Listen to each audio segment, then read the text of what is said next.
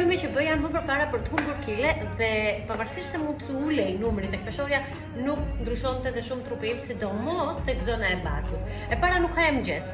Edhe shumica të rasteve nuk konsumoja mëngjes kastile, iso nuk doja, por thosha që okay, nëse nuk ha mëngjes do kem mundësi të mbas më shumë kile se kur ha më pak humbet më shumë kile dhe ndodhet komplet e kundërta. E dyta, konsumoja gjatë ditës shumë pije energjike ose kafe dhe gjëra me gaz, të cilat edhe më hapnin nepsin më tepër, por edhe më frynin, që ndjesha gjatë gjithë ditës e fryrë.